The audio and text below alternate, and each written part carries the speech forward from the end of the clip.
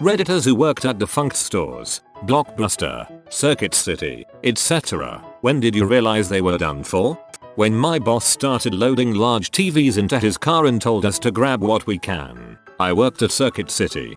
I sure wish that happened at my store. The liquidators were toxic as heck. Made a show out of walking people out the door to set examples. I worked at the Discovery Channel store in a mall around 2007. Had huge 30-40k sales days during the holidays. Then come January some days were less than $500. I read an article that the then new CEO of Discovery Communications was considering ending retail sales. Found a new job shortly thereafter, and about a month later heard from some co-workers that they were shutting down. It was a fun place to work, and they had a few cool products, but most was overpriced garbage, and certainly not a sustainable business. That was always a fun place to browse at the mall back in the day. Walden Books. When one of 2 registers caught fire, the fire department put it out, but rather than pay to haul it away, the company left it, a hulk of melted plastic, where it was at the checkout. The store closed 2 weeks later. Former CompuServe employee. The speed at which they started changing the slogan increased. They introduced and rescinded a rewards loyalty program inside of 6 months. And they started pushing bait and switch selling tactics in our monthly store meetings. I handed in my resignation the day before they announced the company closing. GameStop is currently playing that game. Glad I left 8 months ago. Worked at a Hollywood video. When there was a solid week with less than 10 customers, I knew it wasn't going to last. Luckily it was just my job for while I was in college. Hollywood video may have fallen to time and progress, but nothing will ever match the high that I would get coming out of that place as a kid on a Friday night with 2 movies and a pack of Twizzlers. I worked at Babies R Us for 3 years. For part-timers, our hours would fluctuate based on sales from the previous weeks. If we had a bad week, as much as 75% of us would get called off future shifts. It was so random. I could have 10 hours one week and 34 hours the next. It felt like the employees were not the only ones living paycheck to paycheck. I worked in the warehouse at Sears in college until 2007 when I graduated. We were regularly running out of inventory and everything seemed like it had to be ordered in on a case-by-case basis. I was the person in the back that loaded the toolboxes, treadmills, snowblowers, etc. into vehicles. When you're running out constantly of your top revenue generating pieces, something isn't right. Also, they didn't even bother updating inventory. I had a friend there that walked off with a couple of big screens and nobody ever even noticed. I heard that they had a lot of crap stolen. My dad told me how Sears had a certain tool set that he wanted to buy, but they were always out of stock. When he finally asked why, the cashier told him that people would steal them all the time. I worked at Blockbuster. I was there when they started Blockbuster Total Access to compete with Netflix. You add movies to your account. They mail the DVDs to you. You can return the DVDs to any Blockbuster. As soon as they scan them in, you'll get the next movies on your list sent out, so you didn't have to wait as long for turnaround. Even better, you were able to rent a movie at the Blockbuster for free that you turned it in at. It was actually a great service. You could get tons of movies and it was really easy to get people interested in signing up for it. Foot traffic in stores increases. The amount of candy and snacks we sold increased. We even had an uptick in paid movie rentals for non-new releases, cause parents would exchange their movie for a new release and get a couple for the kids as well. Then they started to change it. Restricted the amount of movies you can exchange each month. Different plans had different restrictions on what movies you could get, how many new releases, etc. It became really difficult to explain to customers because there were so many restrictions in place. After a bit you couldn't exchange a movie in store at all. Foot traffic died again and the chain along with it. I worked for Borders from 2000 to 2008. When I was laid off, I was working what had originally been 3 job descriptions. They decided to eliminate that position too and dump all the work on my already overworked boss. Called it restructuring and other corporate weasel words. But I could see the ship was sinking. Still miss that place. I loved Borders. I still think about it sometimes. Worked at Best Buy for a while. got fired and then went to work at Circuit City. I knew it the second I walked into that store. 6 months later we were told it was closing. Best Buy constantly updated fixtures and layouts designs. Everything was bright and new. I imagine that Circuit City looked exactly like it did when it first opened. I worked for a Kmart in the early 2000s when the chain was starting to die a long, slow death. This location was a total shitshow. The store itself was dirty, in an unrenovated and outdated sort of way. My first day of death, I saw a bulletin about how a secret shopper had asked an associate for help and he told her to F off. Training was a joke, and it was super easy to swap up so goods could be purchased for other prices, as long as the prices weren't too high. Not that the dullard cashiers would have noticed. By far the worst area in the store was the warehouse. There was never enough item stock when there was a blow light sale, and customers got pee. But other than that, items were incredibly overstocked because Kmart didn't give a crap. There were huge boxes blocking the warehouse aisles, so I literally had to climb over piles of haphazardly stacked stuff. I quit that job after I decided that I wasn't going to break my neck for minimum wage. The only amusing thing about this job was that Pokemon had started to become wildly popular in the United States, and Kmart had these little Pokemon plushies, kind of like Beanie Babies, that were just kept on bins and shelves. So of course these things ended up all over the store due to little kids. I did cleaning and store tidying tasks, so I really did have to catch them all. I worked at Lone Star Steakhouse. There's not too many of them left anymore, if any. I worked an open to close shift one night, by myself. Had 2 tables and made $12. I started a career elsewhere shortly after that, and 6 days after I left Lone Star for the new position the restaurant closed. The employees weren't told either, they showed up and the place was shut down by corporate already. Lone Star used to be really good. Keep in mind I was fresh out of college living on fast food. I went there for dinner towards their decline and got caught in crossfire of their employees throwing ice at each other. I worked for a national camera store that went into administration. I was on my day off and found out via watching the news. Spent the rest of my day off job hunting. This was family-owned restaurant, not a chain, but I knew they were done for when I quit. In my entire time there I only remember feeling like it was really truly busy a couple times. More often than not we were slow, or completely dead. The owner made some foolish decisions. He would frequently give the regulars free food and beer. It was also a microbrewery. Since I was just the puny dishwasher, I was usually tasked with closing the kitchen solo, because me being there 3x as long when 2 people get it done in half the time makes total sense. Half the time when the owner was bartending he would have me turn the deep fryer back on to make free crap for his friends. Hooray for having to stay another hour just to cost the owner money. There were people in the front of house and back of house dating.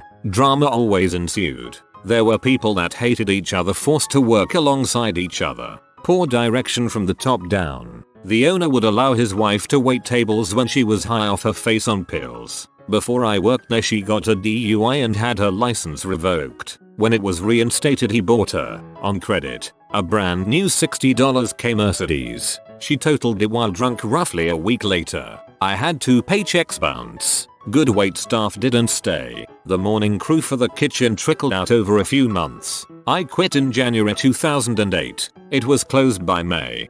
You should have called Gordon Ramsay for an episode. Not exactly a store, but I worked at a drive-in in high school. When the owner told me I could eat all the candy, hot dogs, and popcorn I wanted, I knew he was going out of business. In fairness to the owner, friends I've known receive similar permission. Mini donut stand operators have tended to take advantage of it for the first week. After that they barely tolerated seeing the product again, and had no desire at all to partake of the freebies.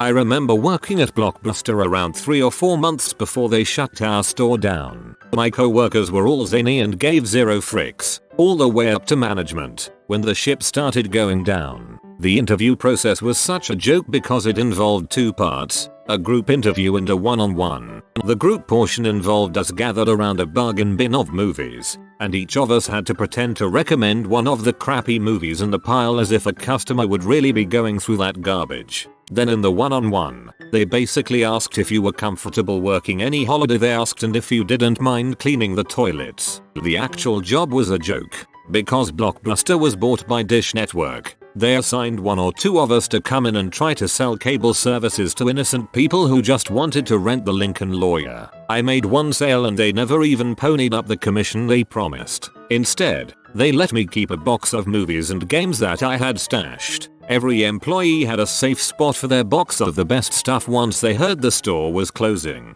The managers who'd been through the ringer before informed us of the protocol. Towards the end, literally everything became available for sale. DVD racks, weird promo character cutouts, and a freezer for ice cream. Eventually I'd come in, eat a Slim Jim off the counter and drink a brisk iced tea, and wait for the hours to die. When the store closed, all of us had a bonfire where we burned all of the crap that got left over. 10/10 best college job ever.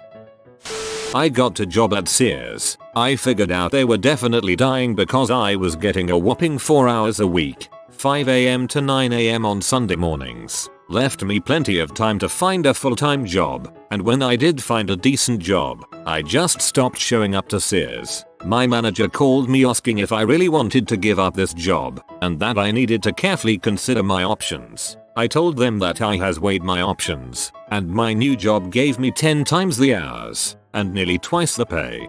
It'd never go into management because I bet saying bulls with a straight face is job requirement. My owner started printing news articles about Netflix slowing down deliveries to folks who rented too much and posting them on our video store's entrance door. I worked at Blockbuster, but I quit a few years before they finally bit the dust. Probably we could tell that they were going under when they started chasing Netflix and copying them rather than trying to find a way to actually do something new. Of course, plenty of employees on I Had a Blockbuster swore they saw it coming for years. Also, when nobody could get a decent manager to stay on, that was a pretty big red light. I worked there as well, and honestly thought they had something good going. Back when Netflix was still a DVD by mail service, Blockbuster had the perk of being able to rent any DVD online and return in store. You'd also get another rental for free immediately instead of waiting for the two-way mail cycle. It seemed like the best of both worlds until streaming started taking over. I currently work for iHeartMedia and currently living this. Circuit City. All the talk is we might be going under. Management says don't worry, it was only the Midwestern stores. New England is fine. Week later I found out on the news, couple hours before my shift started, that I no longer had a job. They let us work another month to liquidate but had no keys to the building and had to be escorted in and out.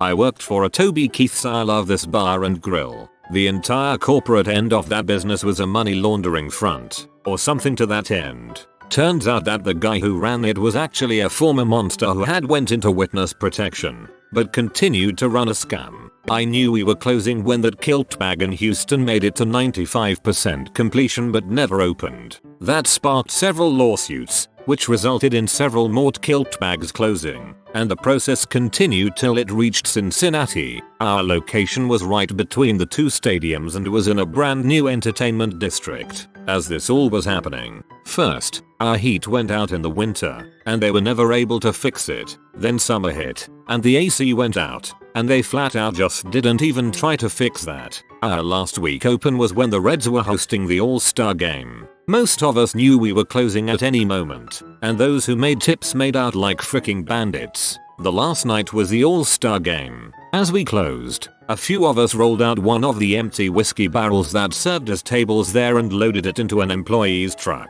The GM swore we would be open the next day, but had disappeared that night and were nowhere around at closing. The next day, I walked up to a door that was chained shut and a notice from the city. None of the hourly employees were paid their final 2 checks, until about 2 years later after a class action was filed. They still only got a fraction of what they were owed. What a wild freaking ride. Though, some highlights. Minus 42 different managers and no less than 10 GMs in 3 years. The leaking AC unit that had a continuous stream falling for months about 6 inches from a circuit box in the electrical room. Seeing Toby Keith play an impromptu, drunken 2-hour set of classic rock with the house band that night.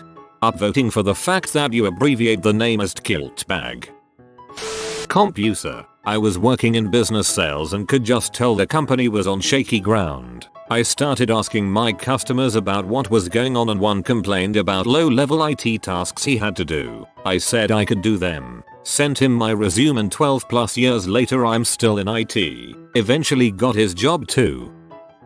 I worked for Kodak in the mid 1990s. Digital photography was emerging, but emulsion, chemical, photography was already moving to minilabs, away from wholesale mass production. Management were always talking down digital and talking up our long-term future. Kodak even brought out a new film format in about 1995, with a magnetic strip on the film. High-tech mate. Among workers, most felt we were doomed, but equally most of the older people, and men who had been there 20 or more years, seemed to think they'd be okay for a few more years. Our CEO used to come and give speeches about how we had a future as long as we did not seek pay rises. He later became CEO of Telstra, Australia's largest telecommunications company. There, he made expensive takeovers of White Pages, the paper phone directory, and Trading Post, a classified ad newspaper. This was with the internet already in common use. He later became head of NBN Co, the quasi-government company responsible for building the country's high-speed broadband network, a much criticized,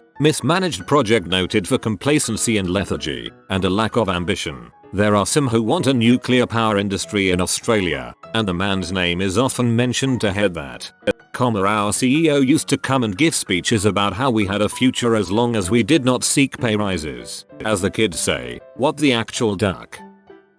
I worked for Walden Books for 5 years from 2005 to 2010. Walden Books was owned by Borders and had been systematically closing them over the years. We knew our store was on the chopping block because of our location. When the word finally came, it was not much of a surprise to us. We even got a severance package. What the crappy thing was, a year later Borders went under and many people went without their last 2 paychecks. I was thankful to get out when I did. It did not pay well, but I loved working with books and talking about books with people. It was by far my favorite job I have ever had, but boy was it financially painful. I had only recently started working at Mervyn's and was ringing up a lady who started saying how sad she was that Mervyn's was closing down. And I was like, we're what? I worked at Qualix, Kodak 1 Hour Photo, Blockbuster, Steve and Barry's, Caribou. While they still exist, it's only just barely, and they've contracted a lot, Saturn, and a few others that no longer exist. Funnily enough, it was never on the downswing while I was there, mostly, anyway. I should have companies pay me not to work there. Corporate Typhoid Mary. I work at GameStop now. Hours are being cut, pay is very low and raises are little to none. Stock prices are in the gutter. Holidays are not crazy busy and stores are filled with junk. We are being pressured to sell warranties like you wouldn't believe because it's basically free money. People are being fired left and right for not selling enough of said warranties and memberships. Moral is in the dumpster. Our number one focus is getting people to trade in phones, not sell games, so the company can sell them to whomever. The list goes on and on. Not a store, but a .com. I knew we were doomed when management decided to buy a whole load of expensive IBM servers to host clients' websites, just as the national telcos were starting a hosting price war. Paying for those things, plus running costs, which brought in $0 revenue, was a millstone too big for a 20-person company. We would have been fine if we just continued to deliver award-winning websites and digital media. Overzealous expansion capital investments have killed so many small businesses. I tried to talk a trendy design shop I worked for briefly out of moving offices and hiring a shitload of people. But no, the other guys were doing it, so they had to too. And 12 months later, they imploded.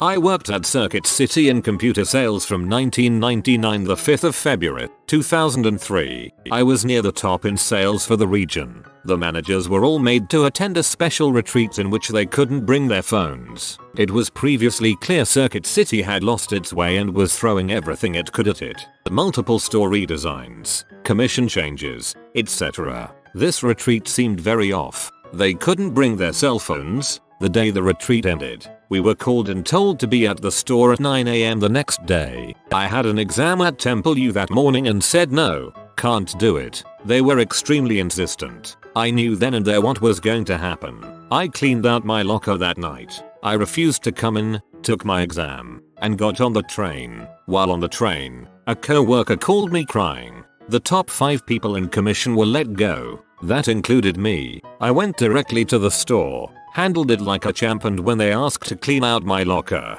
I told them I did it last night. When I worked at RadioShack maybe 10 years back, we were encouraged to rip people off. It got to the point where both our manager and district manager would discipline us if we didn't rip people off while they were around. There were a few ways they wanted us to do it. First, if somebody came in to upgrade a cell phone and they didn't speak English well, which was a lot of our customers due to our location, we were told to change their plan without telling them, since the customers never read the contracts before signing them. So the bosses wanted us to change the plan to a family plan and add lines, or change the amount of minutes data they had, whichever seemed easier to get away with at the time. Then when the customers came back in a month or two to ask about the higher bills, our bosses wanted us to pretend we couldn't understand them, and say they needed to go to another store where employees spoke their language. I personally saw our manager and multiple sales associates do this. I got reprimanded constantly for refusing to do it myself. Another thing our manager encouraged us to do was sell iPod touches as iPhones to tourists. Our store was in a mall near an international airport, so we had a lot of tourists who would stop by to spend money on electronics that were cheaper here than in their country. At the time, iPhones were only sold at Apple and AT&T stores, but we had iPod touches that looked exactly the same, so sometimes you could sell them at a marked up price, add $200-300 to the listed iPod touch price, then split it between the manager and yourself. There was also something my manager used to do, but I never saw or heard of any of the associates doing. When somebody would come in to buy a laptop that had multiple models that looked the same, he'd sometimes swap the boxes. So let's say we have a $500 laptop and a $1,000 laptop that look the same, and somebody who seems clueless comes in to buy the $1,000 one. He'd put the $500 one in the box and sell that instead. Then he could buy the expensive one in the less expensive box, with our employee discount, which I believe was 10% on laptops, which he could sell for probably $800 on eBay or Craigslist. There were lots of little things they wanted us to do in order to raise our daily sales figures. We were all expected to do $2,000 a day in sales, regardless of how many hours you worked. We were watched closely by our district manager, since we were in the top 10 for sales in the company. I ended up having to quit because I kept getting into arguments with the higher ups over refusing to do anything bad, but they wouldn't fire me because I was almost always the second highest in sales for our district, just behind one of my co-workers that gladly ripped people off. I was so happy when they went under. When I applied to RadioShack in the 70s, they required a college degree. Lol. I worked at Blockbuster Canada in 2009 and just got promoted to shift leader. That lasted just over a year. I got 3 promotion for mass selling our rewards program to customers, which was a combination of free rentals and coupons for frequent visits. Another part of that was the monthly pass, which would let you rent unlimited non-new releases as many times as you wanted, provided you returned the last movie. I think it was early 2010 when Netflix arrived in Canada, and I slowly lost some of my friends in neighboring stores due to closures. Our district manager told us to tell customers we were restructuring and simultaneously made all employees take a mandatory course in graph training which would teach you how to sell better. This didn't help whatsoever, and it was a last ditch effort to survive. Customers would rub Netflix in our faces. I don't blame them, as you could pay less and not leave the house to watch multiple movies. Also, the convenience of digital to physical media was a nail in the coffin for the company. On top of that, I got yelled at frequently by customers regarding our no late fees policy. They would get charged a restocking fee after a week and I'd have to explain this stupid mismarketing to them. In October of 2010, we received the letter that our store in Toronto would be closing in 3 months and we'd be best to seek alternative employment. I bought so many of our own stock of movies and games during our liquidation week and never looked back. I still loved the job and the people I met there. 10 free rentals a week and discounted purchases, and food was great. Good times. I worked at a Sears as a temp holiday appliance salesman around the time corporate was closing down its first massive waves of stores. I think the biggest writing on the wall was that they apparently changed their commission structure around the time I got there. Asking the other salesmen who have been there for years, I learned that with the new system, you basically make about 30% less than the compensation system they had prior, which in itself was also less than the last system a year prior. Our orientation included someone from corporate going over how amazing Sears is and how great it's doing. About a year or so later that store closed. I only really worked there for 2 months. My co-worker had a full-time job at Blockbuster before they closed. He said he received a text saying they were closing in 2 weeks, so try finding another job.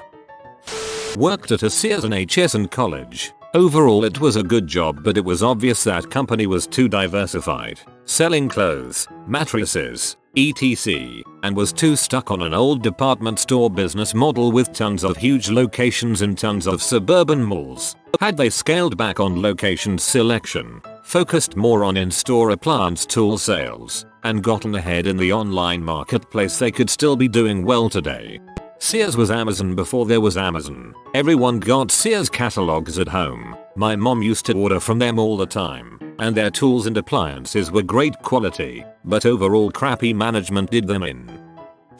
I worked at Jeepers. Think Chuck E. Cheese with a couple of rides. I worked maintenance for rides games. First sign. One day the manager says that the overhead music is not working. I check out the sound system and everything is working fine. Just no music coming through. I call the satellite radio company, not Sirius or XM, but a company that does music for stores and stuff, and tell them that the satellite radio is not working. They informed me that the company stopped paying the bill 6 months ago. The second sign. A week later Pepsi stopped delivering to us because the company stopped paying the bill 3 months ago. Last sign. 2 days later 4 people in business suits walk in with TJ Maxx badges and measuring tapes. They start walking around measuring walls and writing stuff down. A week later we got the news.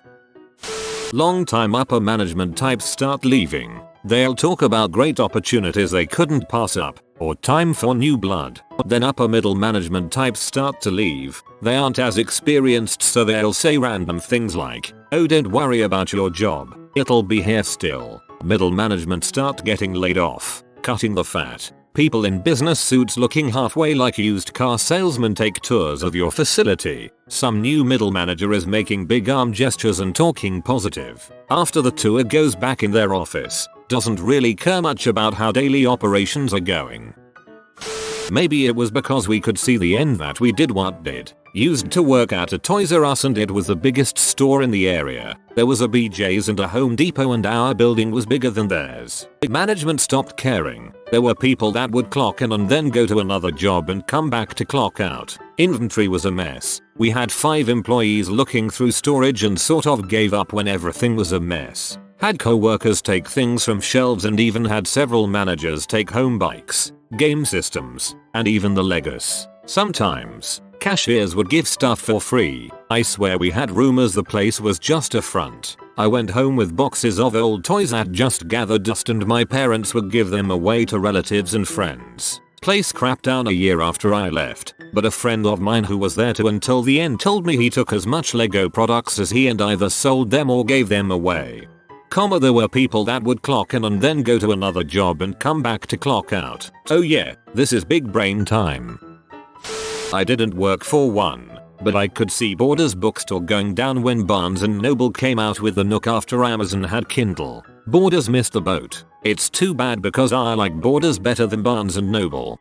Borders sold an e-reader called the Kobo. I know because I bought one on eBay, and dang near everyone who was selling them on eBay at the time had gotten theirs at a Borders going out of business sale. Kobo is still in business. Their gimmick is that you can buy ebooks from the websites of independent bookstores, and the independent bookstores get a cut of the profits. Any of you remember Service Merchandise? My buddy worked there, and when I'd stop by to bother him at work, you could just feel how weird a store it was. TVs, jewelry, refrigerators. It was like a dimly lit Sears but with less brand recognition. It's not defunct at this time, but I worked for Pier 1 in the 90s and more recently as a holiday job. In the 90s we opened a fair number of credit cards, but in 2018 we were instructed to politely hound people about opening a credit card, which I hated doing. I don't know if they're done for, but it's rough out there in brick and mortar retail. There was much more sense of a solid business in 1998. Pier 1, a relic to when imports were considered exotic and somewhat luxury. Now, everything is an import and we associate the word with cheap developing world labor. Genuinely curious as to how EB Games is still around. I lived to go through and buy all their video game walkthroughs and guides for 1.99 cents back in 2001 to 2002ish. Some of those tomes got pretty thick. Never had money for any of the games, but hot dang did I love to read the guides.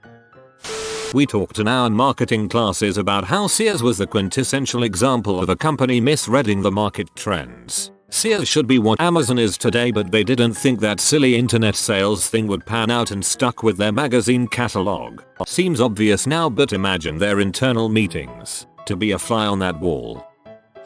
I worked at Circuit City as a manager for a few years throughout college. I realized they were done for when they stopped allowing us to hire additional help to cover the floor and fired commissioned employees. Circuit City might have survived if it tried to focus on customer service and in-store experience. When nobody is available to help and the customers truly wanted help to learn about products, there's a problem. When Circuit City did away with commission on sales, it completely killed customer service. Our employees had huge repeat customers who would come back every year to the same guys at Circuit City to make big purchases, $5,000 plus. The customers always bought from those employees because of great customer service. I worked at Circuit City, Blockbuster, and RadioShack. I think I'm cursed. Worked at Sears Auto Center back when I was in college in 2008. I knew they were done for as soon as I started working there. Writing was on the walls, they were always losing money and stock was always limited. Articles we released year after year how they were top 10 companies to go out of business. I didn't care. It was a steady paycheck for a simple job while I was getting through college. You have been visited by the Doggo Beer Master. Comment delicious so you always have beer in your life. Thanks for watching. If you are new to the channel, you can subscribe. I publish new videos every day. Until then, check another video, or don't. Either way, have a great day you magnificent people.